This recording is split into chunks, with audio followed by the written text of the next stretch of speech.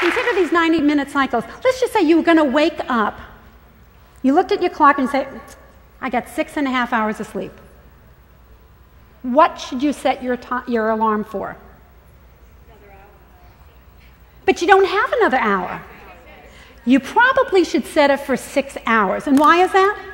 Because then you're at the end of a cycle. If you wake up 6.5 hours later, you're probably dipping into that low end of the cycle in the deep sleep, and you're going to be foggy all day long. So it's better for you to sleep a half hour less, and you'll feel better. These things are keeping us close to 24 hours, nearly 24 hours. And the nearly part is really important. It's not exactly 24 hours.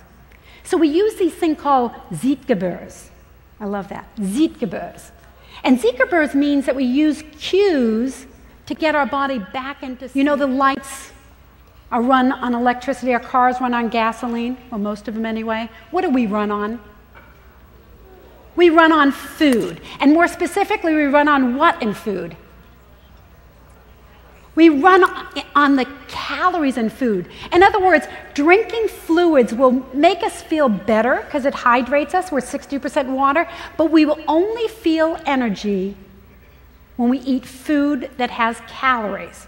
So we oftentimes think of calories as bad. No, that's what we run on. So when we don't eat, think about the last time you even just skipped a meal. How do you feel? Foggy. Yeah, a little foggy, certainly hungry. How many of you get so grumpy people ask you to really eat something, please? That's how I am. People say, Joanne, you need to eat something, okay? So that means if you eat a big meal, think of Thanksgiving time. You eat a big meal with lots of calories. You have lots of energy, right? Isn't that funny? You don't eat, you don't have any energy. You eat a lot, you don't have any energy. See, the secret to making sure you get enough energy from the food is to make sure you have the right types of food in the right quantities at the right time of the day. So my guess is by the time you wake up in the morning, have taken a shower, pulled out the newspaper, you've probably run out of all the glycogen. Because what did you use last night to keep your blood sugar up? It's gone. So then the second fuel, then you start burning lean muscle mass. You start burning lean muscle mass. So people don't realize, if you just skip one meal, and breakfast is the most critical, you skip just one meal, you may not feel bad, but the body has to keep that blood sugar within that normal range, and if you're not eating it, if you're not providing from external sources, it will cannibalize it. Picture these little Pac-Man going around chewing up all those muscles you worked out so hard at the gym. And to me, this is a real problem. Can you imagine? You spend an hour at the gym, you're working on your stomach muscles, getting those biceps, and the next morning you skip breakfast and you say, you know what, I ate too much at dinner, I'm not going to worry about it, I'll just burn off that fat. You're not burning off fat. You're burning off lean muscle mass. How many of you were depressed? She came home and dinner wasn't quite ready. She reached in the refrigerator and she said, oh, you've got weeds, and she starts piling them on the plate, and she poured my favorite salad dressing on top, and she's munching on them. I'm like, what is wrong with you? And she said, you know, Mom, you know how you teach it takes 10 to 20 exposures of a food before a child will try it themselves?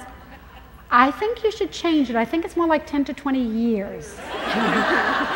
But eventually she came around. Whether you think you can or you can't, you're probably right. Because if you don't think you can do something, you don't even try, and nothing changes. So the way that we think can be so strong that it can affect our destiny.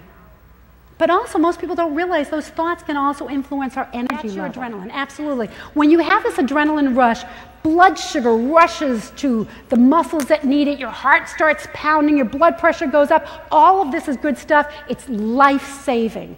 It prevents you from getting in a car accident or something more serious. Stress can be a good thing, but if you undergo stress all day long, you're going to impact. You stepped on a scale. What did you say to yourself? Did you call yourself any nasty names? When you drive down the road, even if your windows are closed, do you find yourself yelling at other drivers and telling them how stupid they are? When you listen to the news, do you debate with them, even though they can't hear you? When you trip on something, do you call yourself a klutz? When you put your foot in your mouth, do you say, that was so stupid?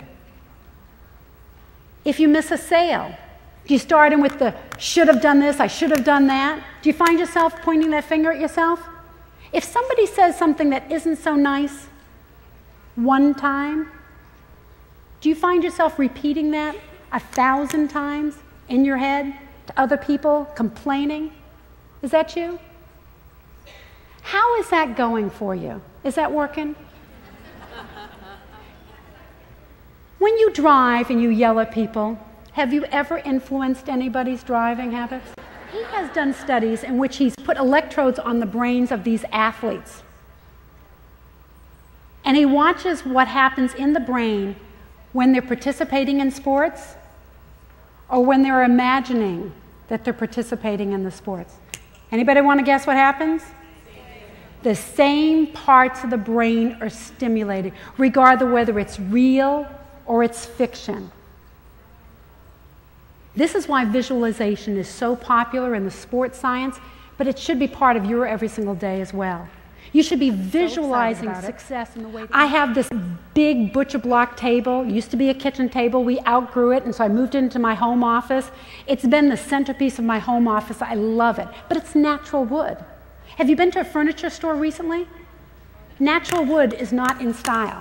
But I wanted furniture to match this, and I have this old IKEA piece that looked fine about 20 years ago, but after 8 moves, it's kind of like on its last leg, literally. And so I wanted a piece of furniture. I couldn't get anything that fit, that I could get from the store that was natural, so I went to a cabinet maker. And he designed this nice low piece that fits under my window and has great drawers to organize all my stuff. I was so excited, but it doesn't have a top because it's a cabinet. So we went out looking for some granite. I found this most unusual piece of granite. I was so excited about it. They cut it for me. And I said, I'll pick it up because I figured I'll save a little bit of money. And I have a Toyota Sequoia, so I took out the back seats, the way back seats, and the back seats I lifted up, and they laid it in there. And these 2 young men were like carrying it like this. And I was thinking my husband and I were going to carry it into the house, and I thought, oh, I don't think we're going to be able to carry it. I figured I'll get my neighbors, somebody will help me. So anyway, we're driving along. My husband said, watch out. All the way home. I slammed on the brakes. The back seat went down. And I looked back then, I thought, you know what? It's flat back there. I'm sure it's just fine. So I drove home. I opened up the back seat. Well, it turns out the way back seats have these brackets that attach to it, so my back of a Sequoia is not really flat. So it was laying kind of like this. Yeah, I broke that granite in half, that big, beautiful piece. And my husband looked at me, and I looked at him, and I said, I'm hungry, aren't you? And so we got in the house. I made dinner. We sat and ate dinner. We talked about idle stuff I don't even know. And he said, how are you doing? And I said, I'm okay. I said, I'm really proud of myself. And he said, I'm proud of you too. But the truth is, by that time it was broken. What could I do about it? It wasn't going to bring it back. So I tried to think of something positive. And the positive thing was, it was now in 2 pieces. And so my husband and I could carry it in, right? Thank you.